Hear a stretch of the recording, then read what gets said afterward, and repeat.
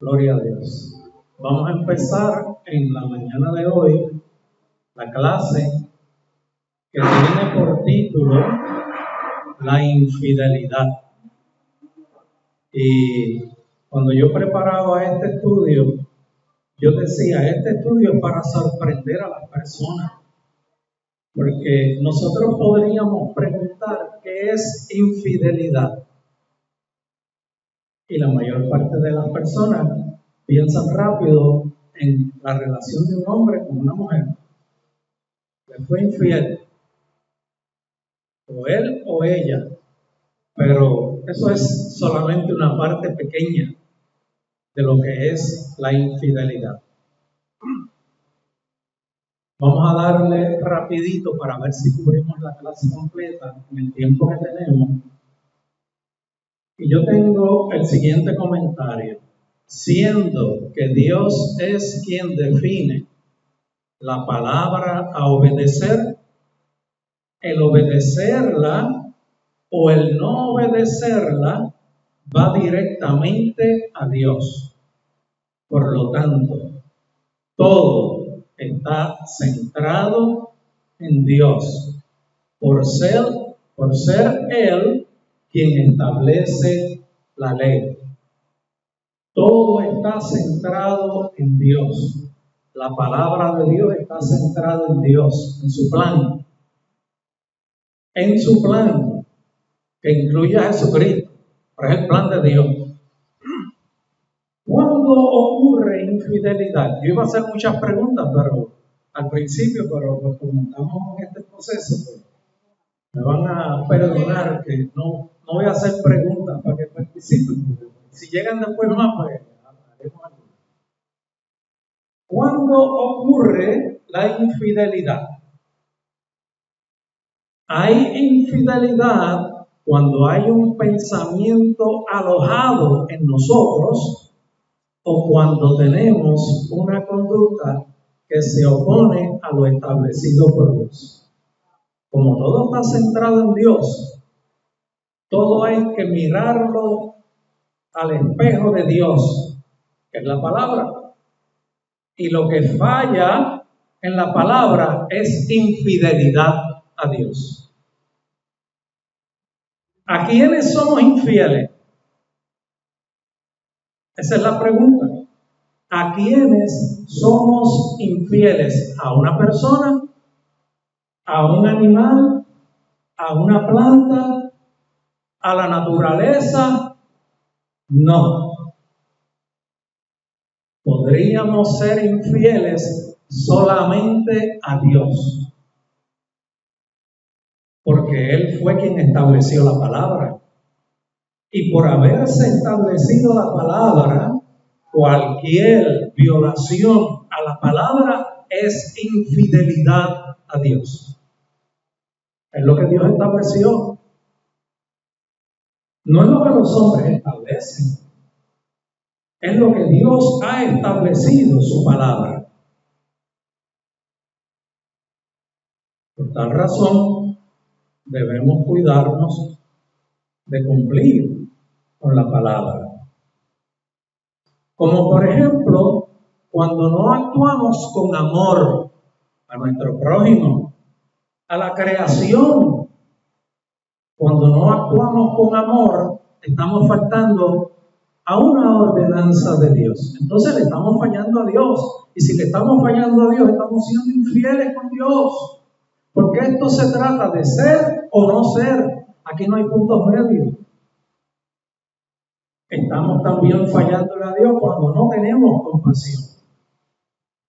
O cuando no tenemos misericordia.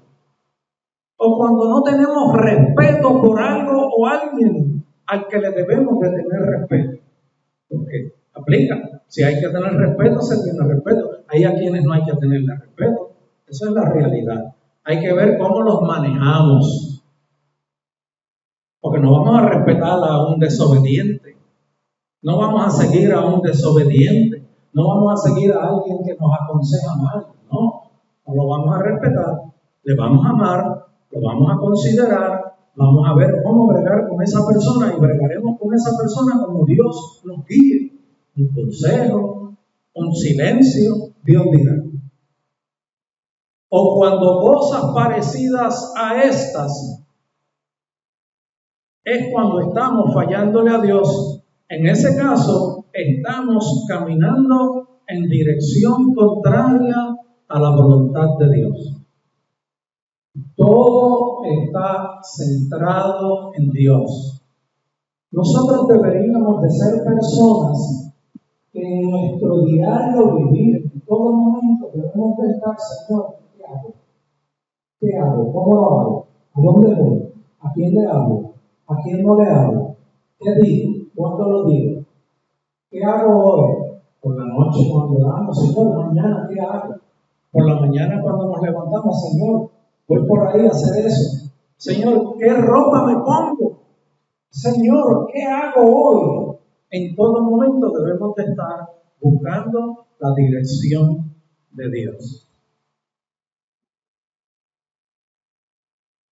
Cuando caminamos en dirección contraria a la voluntad de Dios, estamos en riesgo de caer en un acto de infidelidad con Dios. Eso es cuando caminamos en dirección contraria. Estamos quizás en un momento de, párate, no, por aquí no era, pero empecé a dar 2 pasos. No, voy mal. Pero si sigo, puedo entrar en riesgo de estar en un acto de desobediencia a Dios, en un acto de infidelidad a Dios.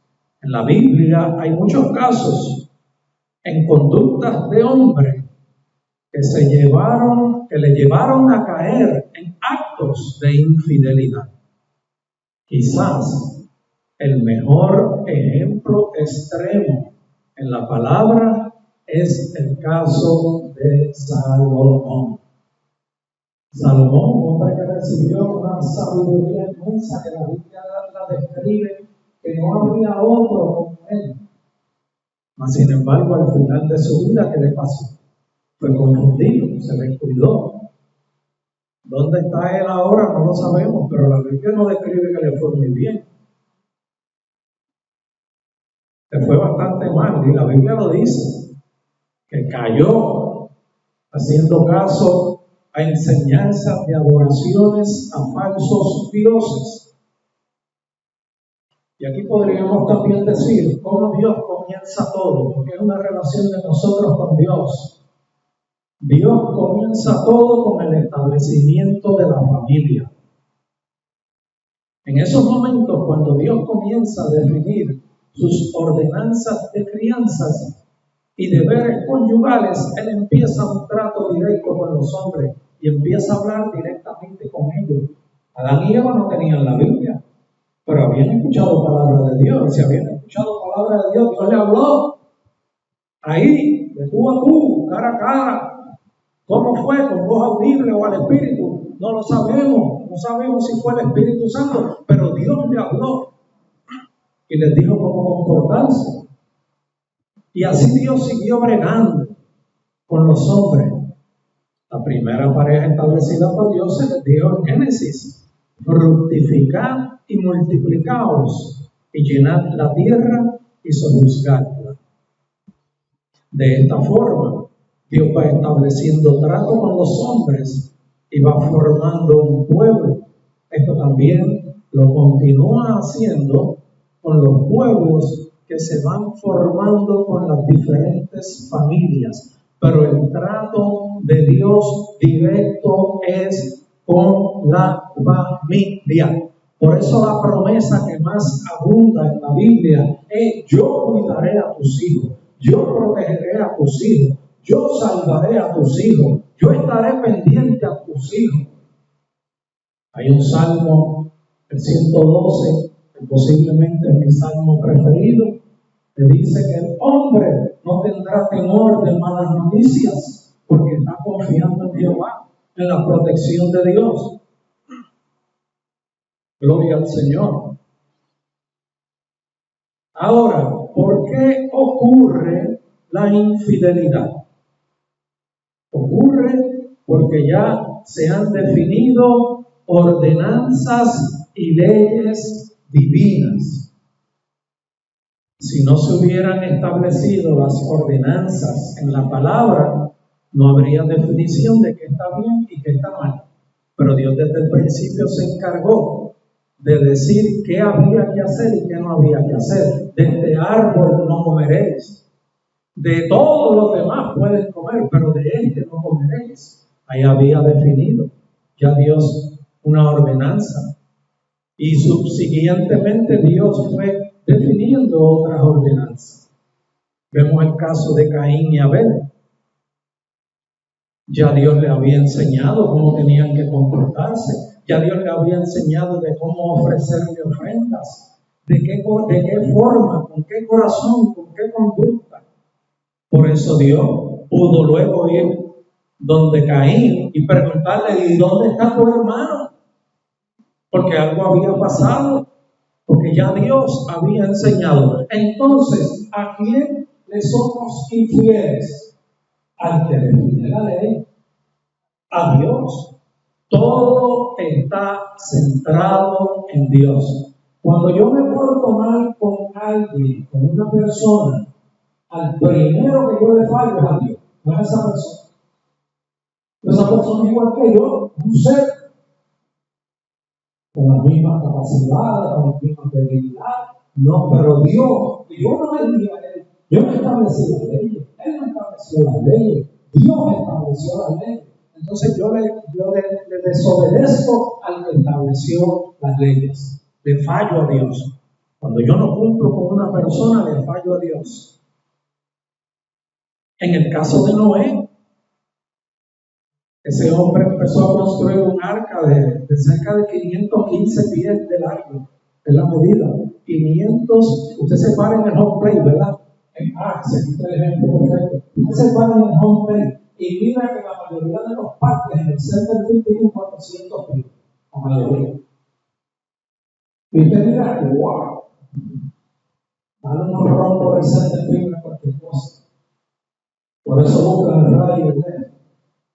Pues ese barco medía 115 pies más que esa medida del center field, la mayoría de los parques.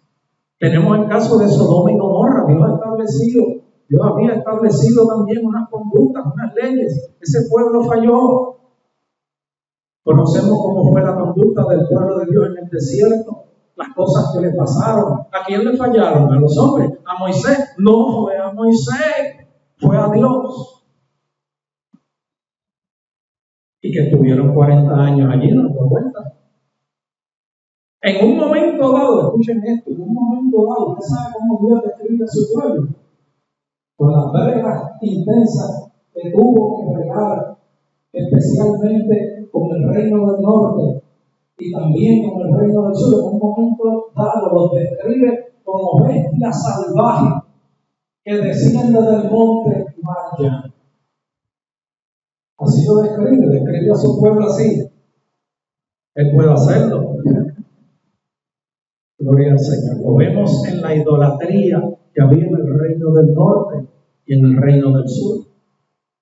Y todo lo que ocurrió a consecuencia de la idolatría, los juicios que Dios realizó con esos pueblos. Dios es el que puede hacer juicio, nosotros no, pero Dios siempre mira el resultado. Dios no mira, porque a Dios le duele. La Biblia lo dice, a Dios le duele castigar a su pueblo, a Dios le duele castigarnos a nosotros, pero Él ve el resultado, porque sale de nosotros, Él ve el renuevo. Lo vemos también en los días de Jesús, con la destrucción del templo, todo lo que ocurrió en aquellos días. Y también lo vemos en los días actuales con la conducta que observamos diariamente. Dios es el centro de todo. Todo está centrado en Dios. Por lo tanto, todo lo que hagamos debemos hacerlo conforme a lo que Dios ha establecido. Nosotros no podemos definir nuestra conducta. Yo no puedo definir mi conducta. Yo no puedo decir, voy a hacer esto. Puedo hacerlo. Pero lo correcto es, Señor, ¿qué tú quieres que yo haga? ¿Cuándo? ¿De qué forma? Nosotros no podemos definir qué vamos a hacer. Debemos de estar conectados con Dios en todo momento. Nosotros no podemos definir nuestra conducta, no podemos definir qué haremos o qué no haremos, o cómo vamos a actuar, o cómo no vamos a actuar. Dios es quien establece cómo debemos formarnos y cómo debemos ser. Es importante conocer el plan de Dios para nuestra vida, para seguirlo. ¿Sabían ustedes que Dios tiene un camino para cada uno de nosotros desde antes de la fundación del mundo? Por eso dice el apóstol Pablo que somos predestinados, pero no es que somos programados como un robot y por aquí es que vamos a ir, no, el libre albedrío está ahí, nosotros aceptamos o rechazamos, pero Dios tiene un plan para nuestra vida establecido desde antes de la fundación del mundo. Algunos podrían pensar que el profeta, cuando dijo que Dios me había escogido desde el vientre de mi madre, oh, qué privilegio tuvo ese profeta. Dios lo hizo contigo también. A ti te escogió desde el vientre de tu madre para ser lo que eres ahora. Gloria al Señor. Dios es quien establece cómo debemos formarnos y cómo debemos ser. Es importante conocer el plan de Dios para nuestra vida, para seguirlo. Obedeciéndolo, estaremos actuando en la voluntad de Dios establecida para nuestras vidas. Cuando faltamos a un mandamiento, estamos siendo infieles a Dios. Esto se trata de que es Dios. Siempre tenemos que mirar a Dios. Cuando yo camino por aquí, yo tengo que ver a Dios. Cuando voy por aquí, tengo que ver a Dios. Tengo que ver a Dios. Tengo que ver a Dios. Tengo que ver a Dios. Tengo que ver a Dios. Tengo que ver a Dios para comportarme en todo momento bajo la dirección del Señor. Cuando faltamos a un mandamiento, estamos siendo infieles a Dios. Esto aplica para todo, a nivel familiar y fuera de la familia. Aunque todo comienza a nivel de familia, que es la primera institución establecida por Dios, no todo se queda ahí. Esto llega hasta otro nivel más abarcador de la sociedad, que es el conjunto de las familias establecidas por Dios. Y pregunto ahora, ¿alguien tiene alguna pregunta o un comentario? ¿O sí? Sí. Okay.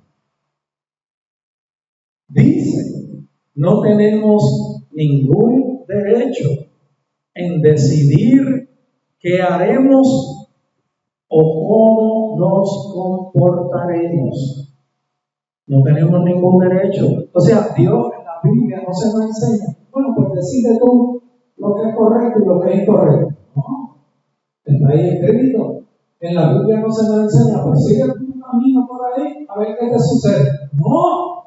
Por lo tanto, no tenemos ningún derecho a decidir qué vamos a hacer.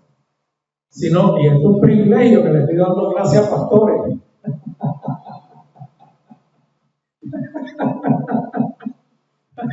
No tenemos ningún derecho a decidir qué haremos o cómo nos comportaremos. Nuestra conducta debe contener en todo momento los mandamientos de Dios.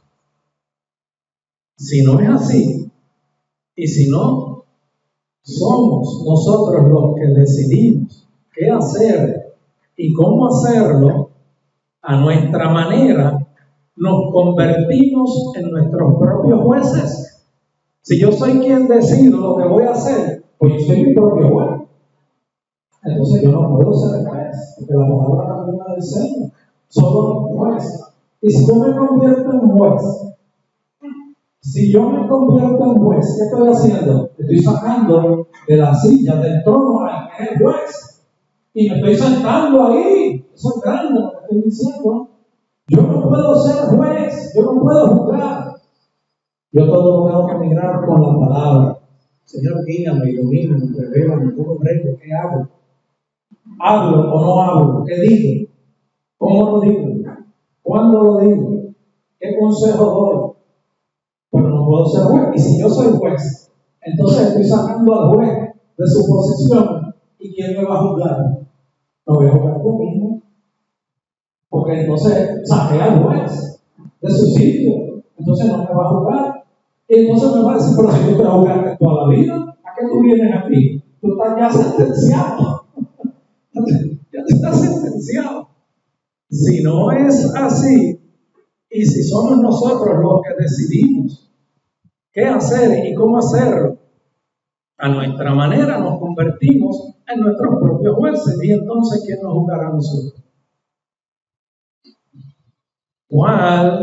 Esto es una pregunta, ¿cuál es la mayor falta que el hombre puede cometer contra Dios? ¿Cuál es la mayor falta? Esto es una buena pregunta.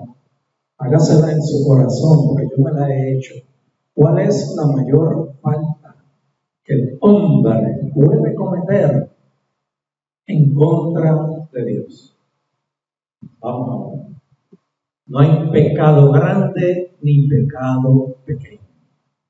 Observen este ejemplo, que nos podría parecer algo sencillo. En Proverbios, capítulo 12, verso 22 dice: los labios mentirosos son abominación a Jehová, pero lo que hacen, ¿verdad?, son su contentamiento. Los labios mentirosos son abominación. Abominación es algo que Dios rechaza, que no acepta, que repudia con todas las fuerzas de su corazón. En Apocalipsis, capítulo 21, verso 8 dice: pero los cobardes e incrédulos, los abominables y homicidas, los fornicarios y hechiceros, los idólatras y todos los mentirosos tendrán su parte en el lago que arde con fuego y azufre, que es la muerte segunda. No dijo, y quizás en un menor grado, no dijo, no, los pone todos ahí, uno detrás del otro. Hay que cuidarse de todo, incluso de las mentiras, que a veces nosotros podríamos decir, déjame salir de este problema. Ay, Dios mío, tenga cuidado. Déjame ver, yo salgo fácilmente. No fue esto, que lo que pasó fue eso. No fui yo. Cuidado, porque hay mentiritas chiquitas y grandes, mentiras son mentiras. Usted sabe que lo que pasa es que la mentira es como un acto de falsa adoración, porque es un repudio a la verdad. Eso es lo grande eso es lo extremo de mentir. Es un acto en faltarle a la verdad. Y la verdad nos hará libres. Podríamos pensar una mentirita es bueno. No es negro, es blanco. Eso es para salir del problema. Entonces me libre. Cuidado con eso. Te voy a notar que cuando nosotros entremos en ese proceso de cuidarnos, hasta decir de mentiritas blancas, en la escuela elemental, en todo lugar, en la universidad, en la intermedia, en la superior, en el vecindario, en todo lugar. No. Cállese mejor la boca y sigue caminando. Vamos a seguir, que ahora viene algo bien importante. ¿Cómo Dios ve la conducta del pueblo? Dios dice que lo que le hacemos a nuestros semejantes, se lo hacemos a Él. Dios siempre nos está mirando a nosotros. No hay lugar donde nos podamos esconder. Dios siempre está consciente de nuestra conducta. Y la palabra nos enseña que lo que nosotros le hacemos a nuestros semejantes, se lo hacemos a Él. Se lo hacemos a Dios. ¿Es así? No hay de otra forma. No es a Pepe, no es a María, no es a Carlos, no es a Pancho Quiñones, no es a Juan Amado, no es a Pepe Corpejo, es a Dios. Todo lo que le hacemos a nuestros semejantes, lo hacemos a Dios. Y con esta enseñanza concluyo, y estoy concluyendo a tiempo. Dice en Mateo 25, verso 34. Entonces el rey dirá a los de su derecha: venid, benditos de mi Padre, heredad el reino preparado para vosotros desde la fundación del mundo. Porque, este es el rey hablando. ¿Quién es el rey? El rey es uno solo. El rey es uno solo, no hay dos. El rey hablando dice: porque tuve hambre y me diste de comer. Tuve sed y me diste de beber. Fui forastero y me recogisteis. Estuve desnudo y me cubristeis. Enfermo y me visitasteis. En la cárcel y vinisteis a mí. Entonces los justos le responderán diciendo: Señor, ¿cuándo te vimos hambriento y te sustentamos? ¿O cuándo sediento y te dimos de beber?